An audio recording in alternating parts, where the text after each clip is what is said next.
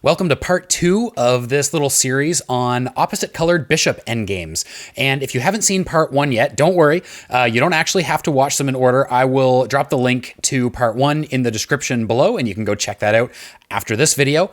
In part 1, we mostly talked about pawns that are connected. So the strong side having two pawns that are connected.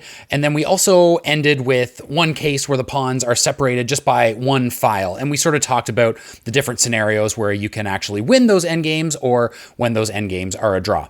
Well, in this video, we're going to talk about when the pawns are connected by more than one file. So connected by two, or separated by more than one file, separated by two files or by three files. And these cases can get a little more complicated, but they're well worth learning because opposite colored bishop endgames do crop up fairly often, and they're well worth knowing how to play. I had a game I remember well from a tournament this year where I misplayed an opposite colored bishop endgame, which should have been a draw, but I lost it because I didn't play it correctly. And so definitely well worth diving into these. So let's jump in and have a look. We have a lot of different cases to cover here. But what I want to start with is this drawing technique that actually can work. It's a defensive technique that can work no matter how separated the pawns are. And so it's worth learning up front. So the idea is here that the defending bishop covers both the advancement of both pawns on the same diagonal. And if that is the case, then all the defender needs to do is make sure that the strong king can't infiltrate the position somehow. And so the defending king just simply has to make sure that this king is always blockaded and can't get sort of ahead and support the advancement of the pawns. And as I mentioned, the distance between these pawns doesn't actually matter. They can be two apart, they can be one apart, they can be five apart. It works in any case. So, for example, in this case, the king may try to infiltrate here on e6, but the defending king just simply blocks. And even if the king tries to do outflanking and go around this side, we can just simply block them out like this. And this bishop is now blockading this pawn, and white just simply can't make any progress. And they can't even go up, to here. They could go here, but it doesn't even matter because the bishop and the king are both covering this advancement square, and the pawn cannot push or it will be lost. So that's kind of an initial thing to look at. Now let's dive into some of the more interesting cases. So we're going to talk first about pawns that are separated by two files. And this is a good example right here. And actually, let me just go back to the previous one and go all the way back to the beginning. Basically, if we just take these two pieces, so as I mentioned, the bishop is covering the diagonal that blocks both of these pawns. But if we just take this bishop and this king and we swap places, so the king is over here and the bishop is over here. Now the bishop is not on the correct diagonal in order to block out both of these pawns. And the king is too far away to prevent this king from infiltration. In this case, white can win. And so kind of the winning technique, the idea here is the strong bishop can easily defend either pawn or both pawns. The strong king penetrates the position, gets in past, and then the strong king supports the pawn that is being blockaded by the defending bishop. And so in this particular position, it's a win, and I'm going to show you through this example, but it can also be a draw. And in order to draw, we need to either stop the invading king or support the bishop's blockade with the defending king. And I'll show you some examples of that as well. So in this case, the king is already supporting the f-pawn push, and so we just push right away. This bishop has to retreat, and so now we can block this king from causing any problem for us, and just fully infiltrate with our king, penetrate the position, block the other king out. and continue pushing this pawn. Of course, as I mentioned, this bishop is just defending this pawn. So our king doesn't even need to worry about this pawn. Right now, we're just focused on the F pawn. So if the other king tries to come around, we're just going to keep pushing for now. And now, another thing we can often do is kind of an outflanking maneuver. If this king is blocking us out from, not that it was, like we could technically have gone in here, but if this king were blocking us out from getting around this side of the pawn, we can do this outflanking maneuver. And this is something that's going to come up quite a bit in these endgames. And in this case, we're actually kind of chasing this bishop around, getting it to be in a non-ideal position. And then we get the king up here, and now we're going to just push this pawn and promote. We just push, and then we promote to a queen. The bishop is going to trade off, and now this is an easily winning endgame. And it's worth playing this out. Basically, if this bishop wasn't here, then this would be a drawn endgame because the black king has blockaded this white pawn. But we can just get opposition, and this king can't actually stand in front of this pawn fully because the bishop is covering this square. And so we just keep shouldering the king out, and then we push the pawn and we promote. Easy peasy. So now, there are some exceptions, and the biggest exception that I want to talk about is the knight's pawn. So if we have two pawns separated by two files, but one of them is a knight's pawn, so one file away from the edge of the board, there are some problems that can arise, and there's a defensive setup that can draw the game, especially if the knight's pawn is actually too far advanced, which is kind of weird. Like, you'd think that further advanced would be better, but in this case, it's actually not, because it can sort of make it awkward and block the king from penetrating the position, because there may not be enough space on the other side for the king to do outflanking.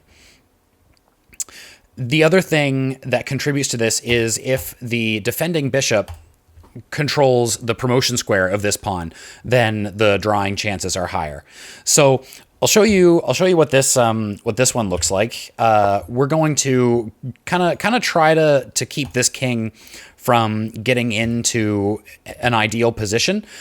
This king would love to be either on A2 or A1 in order to cover the advancement and the promotion of this pawn. But in this case, if the king doesn't go in front of this pawn right away, we're just going to hang out on this diagonal and try to make sure that, just try to always be covering the promotion square of this pawn. As soon as the king steps in front or goes to A2, now what we do is, instead of covering this diagonal, we actually go over here, attacking this pawn. And the reason for that is because it prevents this king from going to A1, because the pawn is simply going to be captured if that happens. And if the king goes to A2, the pawn still cannot be advanced because it's pinned to the king. And so our bishop can just simply hang out on this diagonal. And the black king has nothing better to do, really, than to go back to A3. And now we just go back to our original plan. We cover this diagonal. And then, as soon as this pawn pushes to B2, now we stick our bishop in front, and we are completely blocking out this king. There's nothing that this king can do to support the promotion of this pawn, because it can't come through this way, and this way our king can simply block it out very, very easily. And so that's one of the issues with the knight's pawn. And again, if the knight's pawn is too far advanced, that actually makes it easier for the defender to draw. And if the defending bishop covers the promotion square of the knight's pawn, it makes it easier for them to defend and have a draw. And these things are basically true for pawns that are separated by two files, but also by three files as well. And we'll see an example of that a little bit later. If the knight's pawn is not too far advanced, and or if the attacking bishop covers its promotion square, then it's a different story. This one is winnable. And it's not it's not a really straightforward technique. It can take a little bit of work in order to get one of these pawns promoted, but winning chances increase here. So first of all, we're supporting the advancement of this pawn, but we have to move our bishop back. Otherwise, if we push this pawn, we're just simply going to lose our bishop. So we move it back. We're covering this pawn, and this pawn is mutually covering the bishop. So now the bishop is covering the advancement of this pawn. But this is where we're going to have a Zugzwang position. And this happens quite a lot in these sorts of endgames. And if you're not familiar with that term, Zugzwang means we kind of force the opposing side to make a move when they don't want to. So right now, the king and the bishop are both covering the advancement of this pawn, and the bishop is also covering the advancement of this pawn. If either the bishop moves or the king moves, then black has to give up something, and white is going to be able to push through. So white just simply plays a waiting move. White just moves the bishop away, and now black has to move, and like I said, has to give something up. And so black just moves this bishop and prevents this pawn from going forward. Okay, fine. We will push this pawn forward instead. So king e8, king e5. Now this king is threatening to come over here and support the advancement of this pawn. We'll keep this king from getting into a good position, and put this pawn up here so that we don't have to worry about it. Our bishop can always cover it, and then we'll go down here. And now there's nothing that black can do to stop us from pushing that pawn forward. And so we'll get that pawn forward. We'll go through this light square and so now the bishop, of course, being a light squared bishop, can't attack it anymore. And now we're going to move back over. We're going to do outflanking over here again and work on promoting that pawn. But the thing is, this bishop has to, either the bishop or the king has to always be preventing this pawn from moving through this light square. And so we just simply move up along here. And if our pawn is ever attacked, we move the bishop back and we can defend it. The bishop could also at some point maybe come here and or here and kind of just defend everything. And then I guess I have a couple of notes here. If I go back here for just a second. Yeah, and so in this position, you might think, well, why not just move the king here? And the reason is, now who's covering that pawn? That pawn can just simply go forward. Whereas in this position, if this pawn were to go forward, the king can actually move here, and then this pawn will be lost. So, okay, so we defend there, we go up here, and now the problem is black is covering this pawn's advancement, so we need one more little technique here. As I mentioned, if this pawn tries to advance, then the king is going to block it. So we're actually going to wrap our bishop around to the a5 square, which is pretty interesting. And now when this pawn pushes, then this king actually can't come in to stop it. Let me show you what that looks like. We're going to come over here, as I mentioned. Also, if the king tries to come down here and sort of double attack both of them, we just push the pawn. Now we're perfectly okay with losing that bishop because we're just going to promote. But if the king doesn't do that and goes back up here, now we can push this pawn because the king can no longer come in beside it and win the pawn. So it's a bit of a technique. There's outflanking involved. There's moving this bishop around to defend the pawn so that we can kind of focus on moving our king into the right position. And it usually takes a little bit of work. It's not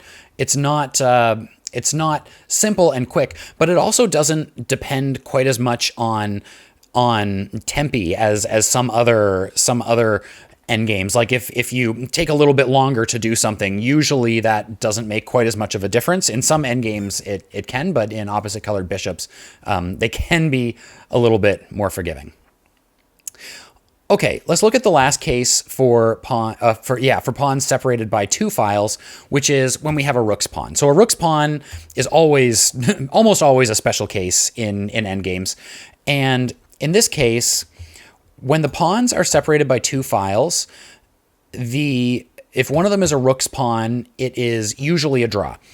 And the reason is the king can't really penetrate in between the pawns, and the enemy king can always just kind of keep us blocked out. So if we try to outflank around this side, the king can just block us out, right?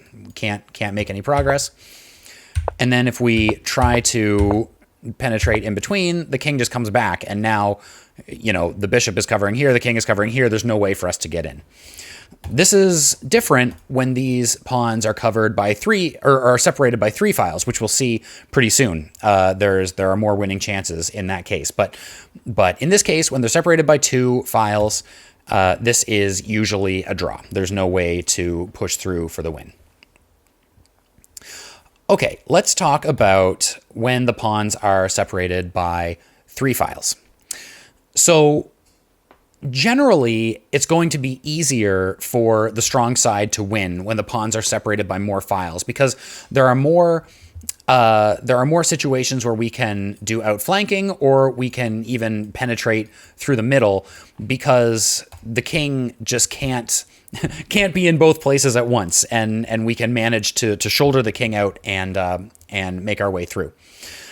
So in this case, this case actually, though, is a draw. I wanted to preface this by saying usually we can win, but there's still the problem of the knight's pawn. When it's too far advanced, the bishop can block it out and can keep us from outflanking on that side. And the thing is, when the pawns are separated by three files, one of them is always going to be either a knight's pawn or a rook's pawn, right? And so basically you just have to be careful not to prematurely advance that knight's pawn, because, so in this case, the bishop just covers here. We try to outflank on this side, but we just get blocked out. And then if we try to kind of go back and move back around on this side, the king can just block us out, and there's just no way in, because we can't continue along this way and get around on this side, and we can't penetrate through the center of the pawns as well. However, when the knight's pawn is further back, then we can find our way through. So again, it's not a quick sort of maneuver, but we're going to sort of keep an eye on things with our bishop. In this case, we're going to move the bishop back here just so the king can't kind of move over here with a tempo on the bishop. And we're going to defend that pawn. So now the king can focus on this side of the board. We're going to work on outflanking when we need to. We're going to defend this pawn.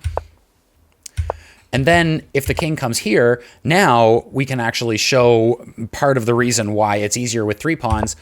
We can simply move back, and now this king can't prevent us from getting in. The bishop can do that and prevent us from getting to this square, but now we're just going to get in between the pawns, just like that.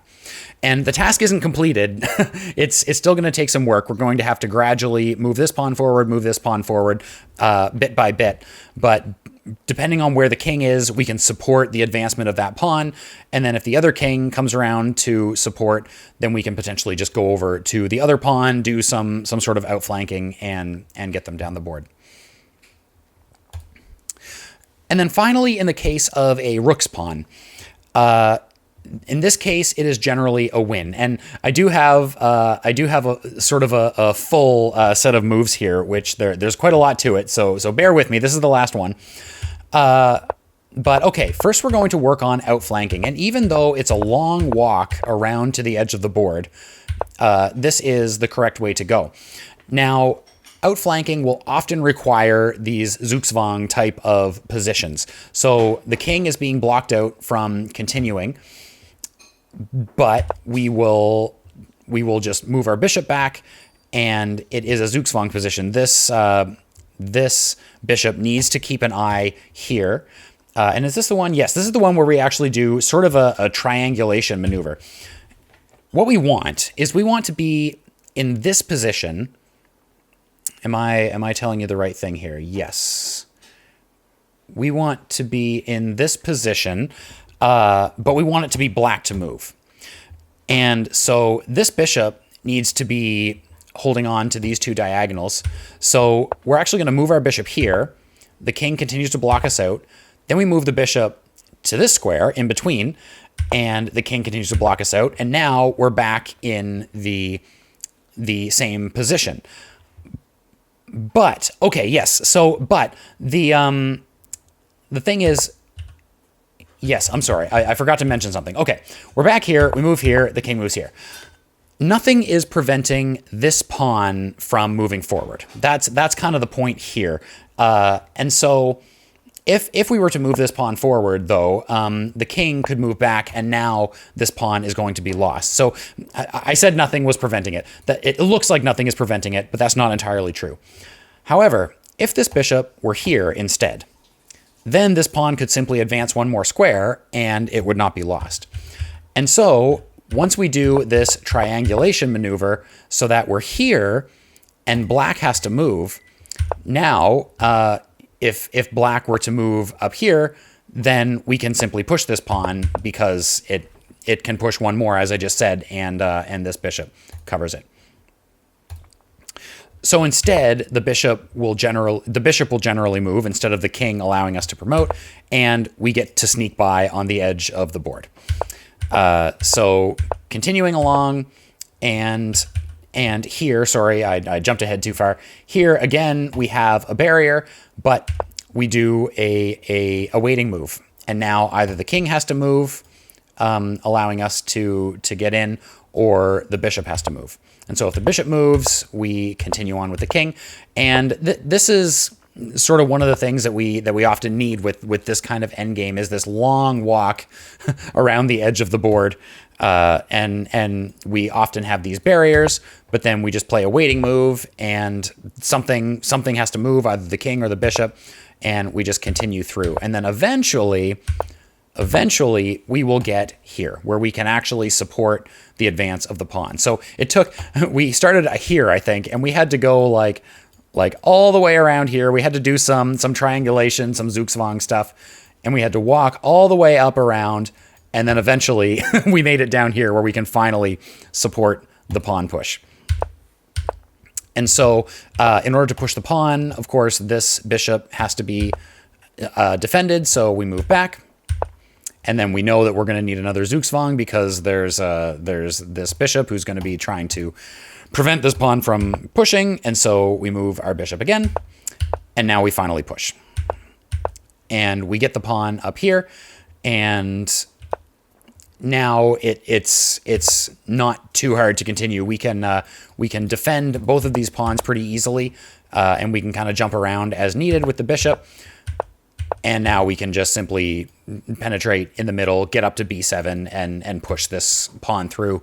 And eventually we'll win this bishop and promote the other pawn and win the game. So these are not simple. One thing that I have been doing actually is setting up a lot of these positions and practicing playing them out against an engine, actually, because it's there are a lot of different cases, and it's not one of those endgames that just has like a simple rule like pawn endgames that has like key squares that you need to get to, and then the technique is pretty easy.